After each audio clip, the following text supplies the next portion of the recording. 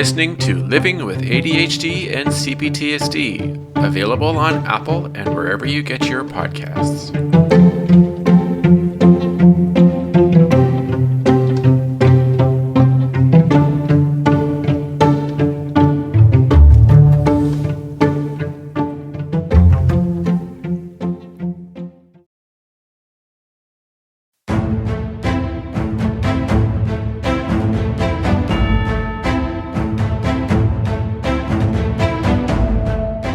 Hello everybody, and welcome to another episode of Living with ADHD and CPTSD. Today is a bit of a different episode for ADHD. I am going to talk about my experience with my ADHD assessment that I had done this past Tuesday. Okay, so I had, in late December, had a referral done by my doctor. He called in and sent a referral into Alberta Health Services, and about, let's say, early March, I got a phone call from them, and they informed me that I had an appointment on the 19th of April, and it was to do my ADHD assessment, and it was really exciting because it was a 5-month waiting time. And since then, I have gone from starting out at 10 milligrams of 5 ounce to currently 40. And then I had my assessment. So I had a female psychiatrist who I talked to for around an hour and a bit. And we did some questioning. So first off, basically what we talked about a certain number of areas to do with my childhood behaviors. We were trying to figure out if I had issues with concentration, focus, where I would be hyperactive and had a hard time sitting still and not doing any kind of, or always up and around. Like if I would get up out of class, out of my desk in my class and run around and be having a hard time being controlled or being able to sit still. And then we had also talked about, because there were other things that my doctor had been slightly concerned about. And a couple of those things was anxiety. So he was wondering if possibly I had a general anxiety disorder. And he was also concerned that maybe I had bipolar type 2. So he gave that information to her. And I also gave her some information that I had dealings with complex trauma, CPTSD, and I also we believed that I was on the autistic spectrum. So basically what she did is she was talking to me about, like I said, the behaviors, and then she also asked me some questions, like how often I felt anxious. When I felt anxious, she asked me about my childhood, like with my parents, and she asked me, she asked me about the history of it and how I started, the anxious feelings, where they would come from. And I remember telling her that my anxiety really started when it was in 2013, and I told her, I had to obviously tell her because I said I was having some health issues at that time, and it was causing a lot of anxiety and stress and paranoia. And I told her that there was this time where I was experiencing some very odd symptoms, and they were very stressful. They were kind of making me panic and getting a little stressed, like a little worried.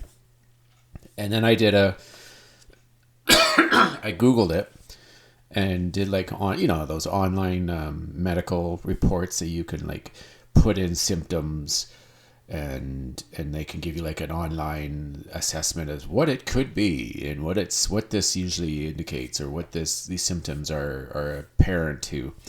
And it came up when I entered the symptoms, it came up with a illness that was, well, it was very devastating if it was the case.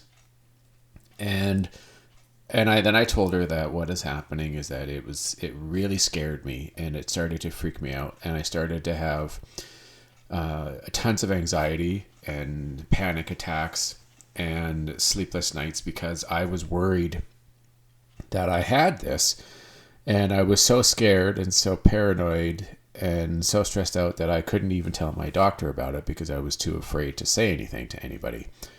And so I had days and months where I would get this super anxious feeling, and it would freak me out, where the point that I was just like completely dissociating and trying not to think about, and just do things like watch TV or watch movies and eat junk food, and to take away the pain or the stress of it.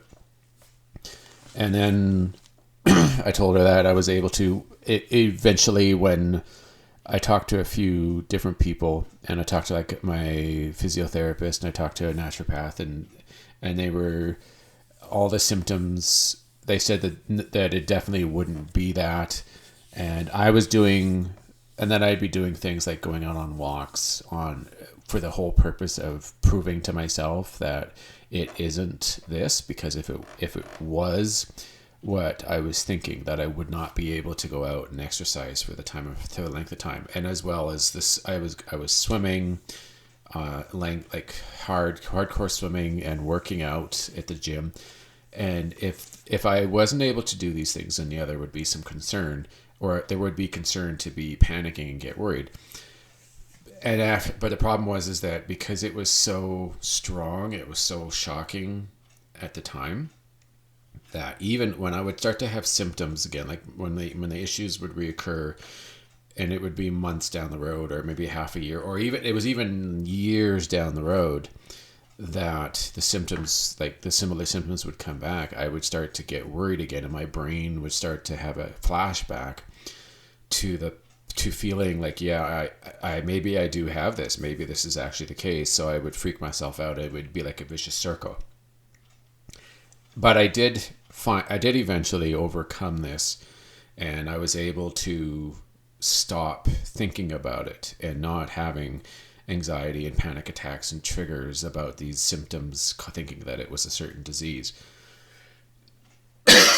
So this helped her determine a few things regarding anxiety. And so we discussed for the ADHD part of this, like this was all inclusive, like the discussing the trauma, the anxiety that I was feeling, other things that I'm going to talk about here shortly. It was all inclusive to the ADHD assessment to determine if I have ADHD and what kind of ADHD that I have. So she was, like I said, she was asking me like things that are pretty common for ADHD. Like she was wondering how often I would focus, like if I would, I sometimes would tell her things that would be also important for her to understand what's going on, saying that I'd be having conversations in a quiet room with my girlfriend, and I'd get easily distracted by a noise, or by a light, or by something going on outside, or some, like the cat moving, and then my mind would get easily distracted, and I would lose the conversation. I wouldn't know where we left off. And then telling her that in school I was often reading, like I'd have the textbook open and I wasn't missing. I was trying to pay attention, but then I'd get caught up in the book, and I would I'd be going ahead in pages ahead of the book and reading things and finding interesting stuff, and then I'd get called upon by the teacher to read or answer a question, and because I'm so not focusing on the conversation, I wouldn't know where we were, and so I'd kind of get in trouble by the teacher because I'm not paying attention, and I would often get distracted and lose interest, and lose focus, and like I wasn't paying attention. I'd get bored in school, and all these like telling her about how in the first and second grade I had a teacher who thought I was disruptive and misbehaving, and I was trying to be nice. I had a hard time with social cues and communication and emotions, and then that's where we were thinking. We brought up the whole autism thing. So I was very thorough in explaining to her what is going on, like telling her about the autism, telling her about my trauma experiences, talking to her about the fact that I have all this anxiety. Like I noticed that ever since that 2013 when the health issues came up, that I had noticed the trauma and the flashbacks that were occurring, and before that time I had never ever experienced it up at that point.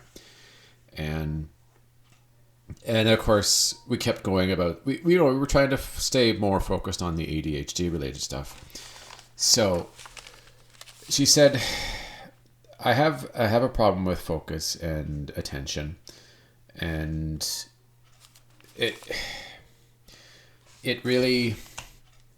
was very apparent in the fact that I was constantly losing the ability to concentrate on what was happening. Like I would tell her that I would often I'd be working on something at the house, right, like inside, and I would get so hyper focused on the dishes or dinner or like something that I enjoyed doing that I would completely be blanked out, or I would block out everything else that was going on around me.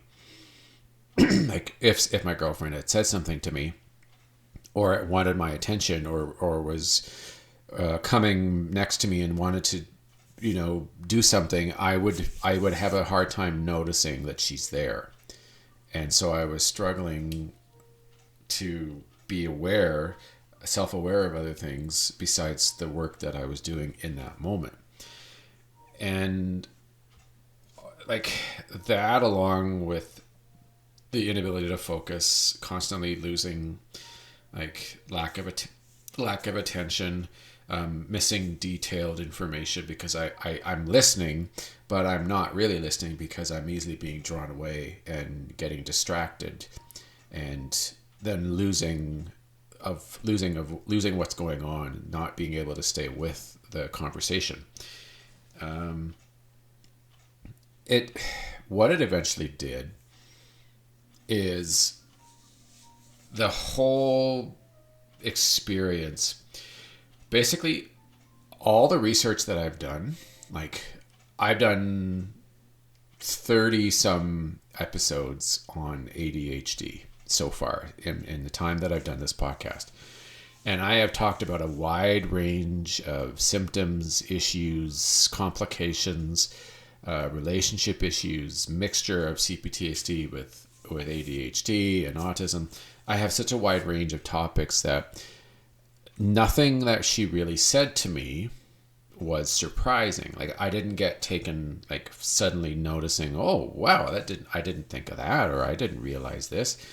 None of that was ever apparent in our conversation. And the fact that we were able to talk about all these different areas, like not just the ADHD symptoms, but we were able to talk about the anxiety, and we were able to talk about some of the symptoms with autism, and then the trauma related symptoms that were also occurring. She was able to narrow down to the point where she was able to tell me that the diagnosis that I have, the official assessment for my ADHD, is that I have inattentive ADHD.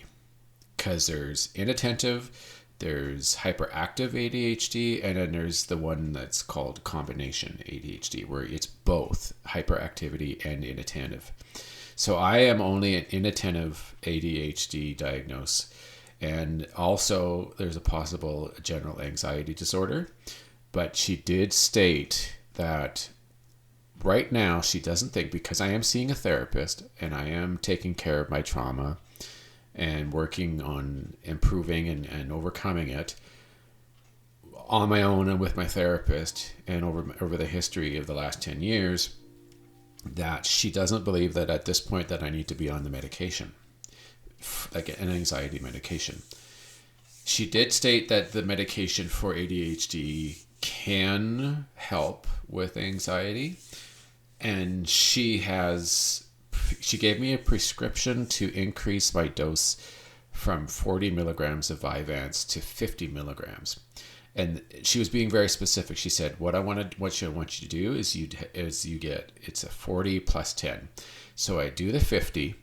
And if I start to notice, like, this was the big thing that I never really was properly able to figure out and learn, was what symptoms from ADHD, like the ADHD medication, are considered to be too much, where you're taking a too high of a dose of the medication.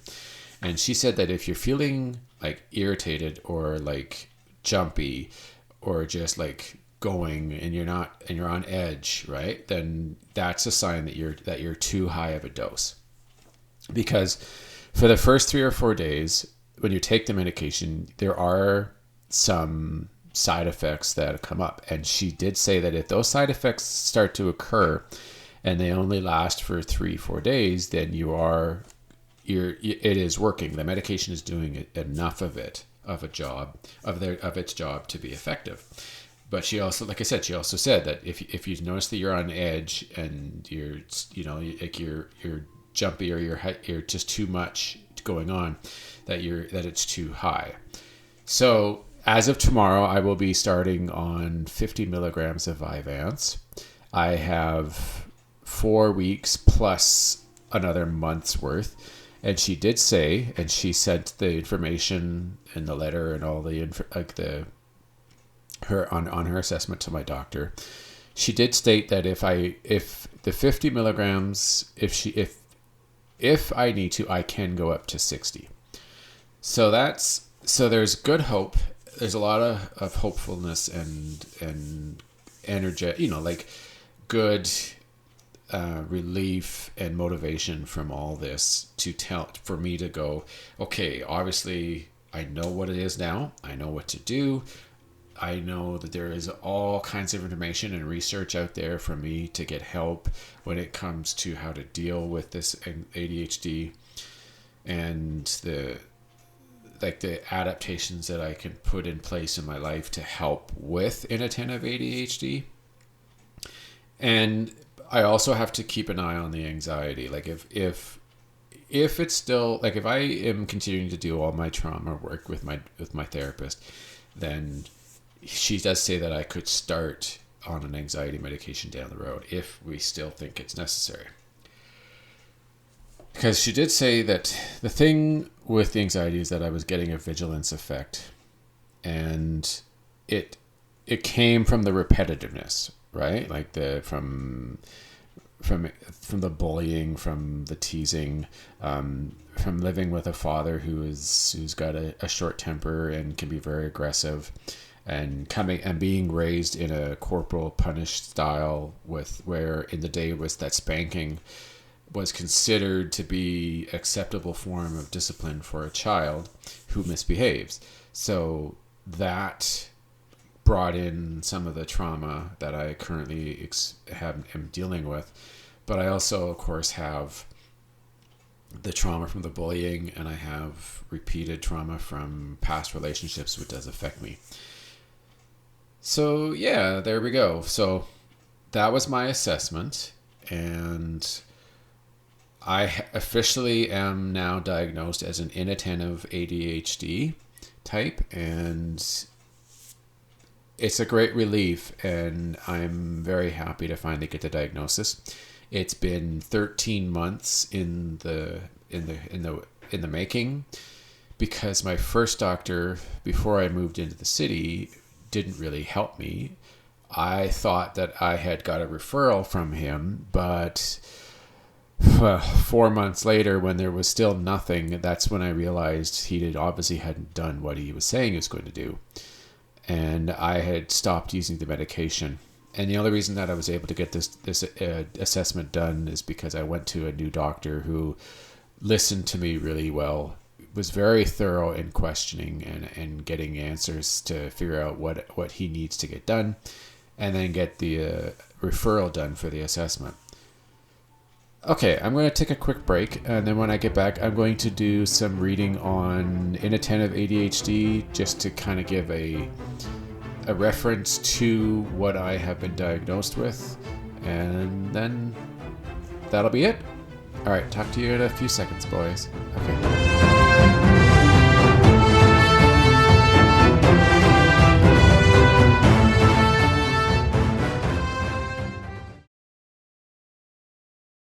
So, this is attention deficit hyperactivity disorder, inattentive type, in adults. People with ADHD of the inattentive type have trouble paying attention to details, are easily distracted, often have trouble organizing or finishing tasks, and often forget routine chores, such as paying bills on time or returning phone calls. Although there is no cure for the disorder, it can be successfully treated with a combination of medication and behavioral therapy. What is attention deficit hyperactivity disorder, inattentive type, in adults? ADHD is a neuropsychiatric disorder that makes it difficult to pay attention, control impulsivity, which is taking action before fully thinking things through, or manage excitable behavior. The person is squirming, fidgeting, or hyperactive. The disorder interferes with the quality of life by intruding on day-to-day functioning. 3 different types of ADHD have been identified, and that's the predominantly inattentive presentation, which is what I am. Then there's the predominantly hyperactive impulsive presentation, and then there's the combined, which is inattentive and hyperactive impulse symptoms are present. So adults who have significant problems with inattention but exhibit few or no symptoms of hyperactivity are said to have the predominantly inattentive presentation of ADHD. People with this type of ADHD have trouble paying attention to details, are easily distracted, often have trouble organizing or finishing tasks, and often forget routine chores, such as paying bills. So I've already read that. I don't know why they repeat. Anyways, so what causes it? The causes of attention deficit hyperactivity disorder are unclear, but the condition often runs in families. There appears to be a genetic and neurobiological basis for ADHD. Okay, so my psychiatrist did state that autism and ADHD are both genetic types of disorders, so they come through the family. And I remember stating that I thought my father had something, so there's a possibility that it is definitely passed down. Okay, continuing on. Usually adults with the predominantly inattentive form of ADHD first developed it during childhood and adolescence. They were likely reprimanded in elementary or middle school, were consistently distracted, and turned in incomplete work. However, because children with this form of ADHD usually are not hyperactive, the disorder might have gone unrecognized until they reach adolescence or adulthood, which is true for me, basically. This is especially true for girls and women with inattentive ADHD. Girls may be more quiet and passive than those who do not have the disorder, and therefore they do not stand out in the classroom. At times, adult women can go undiagnosed until one of their children is diagnosed with ADHD. At this point, they might recognize similarities in their own behavior patterns and seek professional help. Researchers are studying environmental trauma, the personal and social interpretation of trauma and responses to the trauma, and other issues related to pregnancy or early life exposure, like environmental toxins, alcohol, and tobacco use during pregnancy, premature birth, and low birth weight, as other possible factors that may play a role in ADHD. My mother did smoke when I was when I was developing, and continued to smoke when I was born. So there is definitely a possibility that could have done something too, but we'll obviously never know for sure. So what are symptoms of attention deficit hyperactivity disorder in the inattentive type for adults? According to the American Psychiatric Association's diagnostic criteria, there are 9 symptoms associated with inattention.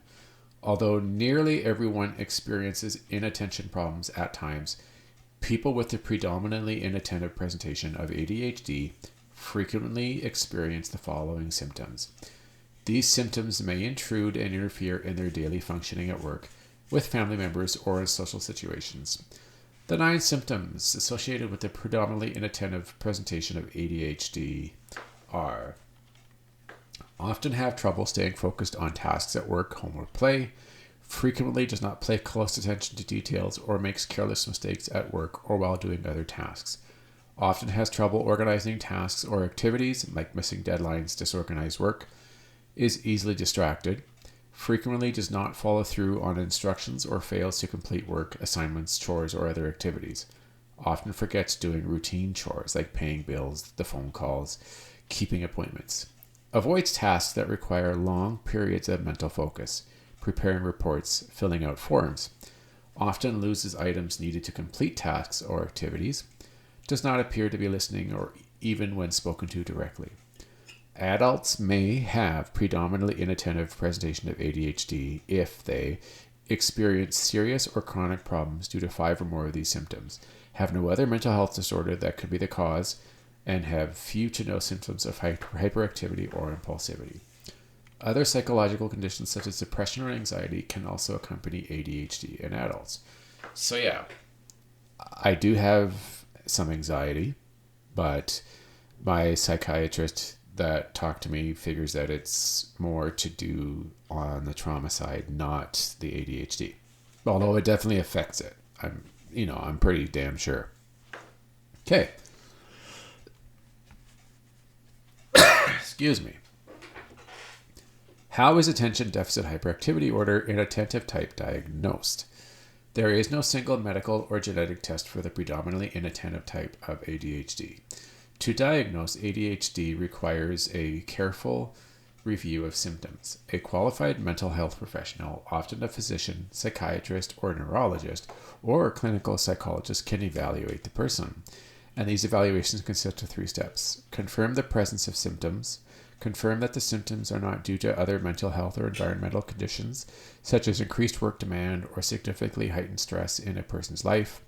Determine the presence of coexisting mental health disorders, such as depression, anxiety, or bipolar disorder, which I don't have, of course. It's just the anxiety. Your doctor or other mental health professional will then ask for a detailed history about your past and current behavior patterns, which she did.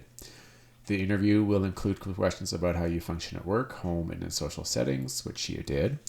Family members or close friends may be interviewed to verify and provide additional information. That did not occur. The presence of symptoms is not enough. Symptoms must have been present since 12 years of age, must be present in more than one setting, and must interfere with your daily life. Yeah, we figured that out through the questioning that she did. Okay, we'll ask you about your family's medical history, and you may be required to undergo a physical examination to rule out medical conditions that can cause symptoms resembling ADHD, such as sleep disorders, learning disabilities, and alcohol drug use problem, which, no, I don't. Like, she did talk about sleep and if I do anything, and no, I don't. I don't do any alcohol. I do drink, but very rarely, and I definitely don't use drugs. Never have. Okay, so we'll ask you to complete a rating scale checklist of symptoms the psychologist or doctor might use at their standardized behavior rating scales. This was done back before the referral was set up, and that was sent to her. So this was all done earlier.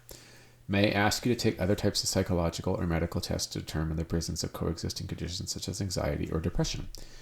Technically, to be diagnosed with the ADHD inattentive type, adults must have 5 or more symptoms of inattention. Symptoms can change over time. Symptoms must be present for at least 6 months, which they were obviously. Symptoms must interfere with or reduce the quality of social, home, or work life, which they do obviously. Present before the age of 12, and the symptoms are present in at least 2 major areas of your life, for example, home, work, or social life, which they definitely are. Some examples might be job loss due to inattention symptoms or financial problems caused by poor organization or failing to pay bills on time. Symptoms are not due to another mental disorder. Yeah, like I have had issues at work when it comes to remembering things and getting overwhelmed sometimes. I did tell her that because I've been at a place for 10 years, that it's really a good fit and I don't notice too much because of the fact that I'm well it's a well-suited job, and I've done it for such a long time. But I did tell her that there were times where I was having some problems relating to focusing and remembering things. How is it attention deficit hyperactivity order inattentive type in adults treated? So there is no cure, of course, and it can be treated. And there are several different approaches for adults, but generally a combination of medication and behavioral therapy yields the best results. So medications, of course, you can take. I am on the Vyvanse, of course. I don't remember the exact, I could look it up. I did, in a previous episode a long time ago, I did talk about medications, and I did discuss what they are. And the one that I take is the Vyvanse, and it is what I've been on since December. So my body is definitely accustomed to it. And like I said, tomorrow I'm up to 50 milligrams, which will be very interesting. So yeah, there's the psychostimulants, there's the antidepressants, there's the non-stimulants, and then there's the therapy. Of course, you can do cognitive behavioral therapy. There's coaching. You can have an ADHD coach that has become a lot more common these days. They can provide feedback, recommendations, encouragement, and directing the individual to attend to their own solutions to problems, and then offer practical solutions to address certain issues such as time management and organization, and then helping achieve the goals. So what quick tips can be offered to help adults with ADHD inattentive type cope with the day-to-day life? So to help with distractions is request a quiet or private work area, move to an unused conference space or other area where there are few distractions or noises. Well, I work at home, so I don't really have that issue, although there are hard times when I can get into a conversation, or if there are noises going on, it can be a little distracting. You can also wear earphones with soft music to cover up the noise. I have done that.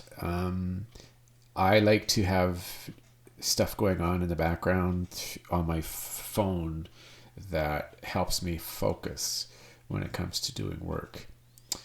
And then, of course, redirect phone calls to voicemail and return the phone calls at set times throughout the day. And then as far as staying organized, so you set aside the first 10 to 20 minutes of the day organizing your tasks. Work on and complete one task at a time before moving on to the next one. Keep a to-do list in a notebook or on your phone. Put appointments in your phone and set up alarm reminders before the event. Mark deadlines on calendars as a visible reminder tool. Use daily planners or online task organizers as organizers to keep track of tasks and events. And then use sticky pads to write important notes and place them in appropriate areas where they will be seen.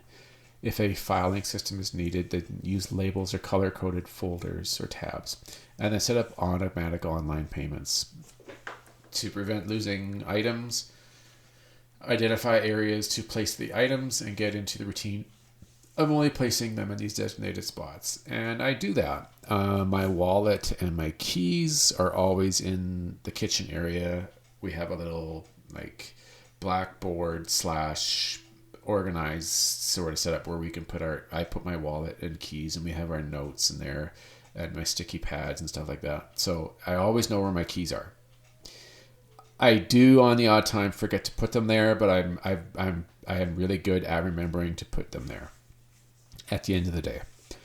And I always make sure that when I'm getting ready for work, when I have to leave to go and do work, I always have a routine built in to make sure that I don't forget anything. I get my clothes ready and set up on the bed so that I am ready to go. That's it's the first step. And then I get into the bathroom and I get prepared, like brush my teeth, comb my hair, make sure I'm proper, have a shower if I have to. And then I get my work stuff, so my laptop and my phones, and I get everything into the bag and get it at the front door. And if it's wintertime, I make sure that my gloves and my hat are there. I'll make sure I get my coat out, have my shoes ready. I make sure just everything's all up front and everything's packed and ready to go. And that's how I make sure that I've got everything. So help stay focused. Take handwritten notes during meetings or tape record as a backup. Break up larger tasks into smaller ones and then reward yourself when each task is completed. And then take short breaks to prevent boredom. Take a short walk or do some stretches. Drink some water. All right, so there we go. That's a real quick rundown of inattentive ADHD, how to get it tested, things you can do to help. There's a lot of discussion in my past episodes that you can look at if you need a refresher or to reintroduce yourself to anything related to ADHD. I have a lot of work ahead of myself. Because of my other issues, I do have times where I get very sloppy or I'm not in the right state of mind. I can get a little lazy. If I am motivated and I'm feeling good and I'm feeling energetic and happy, I can be things just work easily and I'm very motivated. But then there are times where I'm just not feeling right, and so I don't. And I am working on that in a completely separate area. I'm still trying to get an autistic assessment done. It's going to take a long time. My Alberta Health Services did say that it can take quite a long time to get an assessment done. And so I've got to get at it and make sure I get the referral in or get an appointment set up so that I can get that done. Yeah, it was a lot of fun, and it was very, like I said, it was quite a relief to finally get the assessment done and confirm officially and medically what I've already known for some time now. And I have told pretty much everybody that I have this inattentive ADHD. And of course, it's been nothing but positive feedback, which is amazing. It helps to confirm things. It helps to really make all the thoughts and the possible, wondering about all the different things. It makes it true. It makes it official. It makes it reality. So it helps. It eases my mind. I know that's kind of ironic and funny because your mind's going crazy all the time because of ADHD. And it's good. It's the thing that I've always wanted to finally get done and to be, just get it finished and get it done and over with so that I can move forward. All right, everyone. That's today's episode. I hope this was very informative. If you do need to get assessed and you're not sure, I definitely recommend contacting a doctor. Maybe you can get to a psychologist.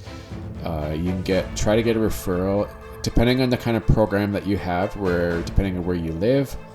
It may unfortunately only be through private, which means that it would cost money to get the assessment done. The one benefit is that you get it done right away instead of having to wait 4 or 5 months to get it done through a public service like Alberta Healthcare for us. That's the other way, but you have to wait. But it is free. So if you can get it for free and you're willing to wait some time, like 4 or 5, maybe 6 months, maybe it could be even longer depending on where you live then. But I definitely recommend looking into it, getting it done. Do your research.